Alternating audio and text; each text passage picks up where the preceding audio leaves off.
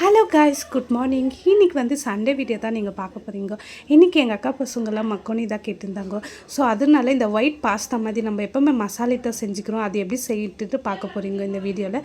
So நான் வந்து தண்ணி பாயில் பண்ண வச்சுட்டேன். அதுக்கு கொஞ்சம் உப்பு சேர்த்துக்கணும், கொஞ்சம் ஆயில் சேர்த்துக்கினேன். அப்புறமா இந்த மக்கோனி ஆட் பண்ணிக்கணும், ஃபில்ட்ரு பண்ணி வச்சுட்டு அந்தான பக்கம் கடாயில் வந்து 1 டேபிள் ஸ்பூன் பட்டர் ஆட் பண்ணேன். பட்டர் கொஞ்சம் கம்மியாக இருக்கிற இன்னொரு டேபிள் ஸ்பூன் பட்டர் சேர்த்துக்கினேன். சேர்த்துக்கின பிறகு கொஞ்சம் 1 டேபிள் ஸ்பூன் மைதா ஆட் பண்ணேன்.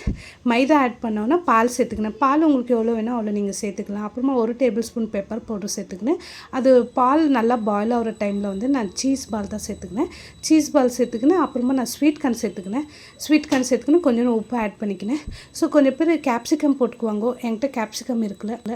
அப்புறமா நான் இந்த மக்கோனி தான் ஆட் பண்ணிக்கிறேன். ஸோ அதை ஆட் பண்ணோன்னே கொஞ்ச நேரம் நல்லா கொஞ்சம் ஸ்டவ்வில் சிம் ஃப்ளேமில் வச்சுட்டு அப்புறமா ஃபைனல் சர்வ் பண்ணோம். ரொம்ப நல்லா வந்துச்சு. நீங்கள் இன்றைக்கி சண்டே என்ன பண்ணியிருந்தீங்கன்ட்டு எனக்கு கமெண்ட்டில் சொல்லுங்கள்.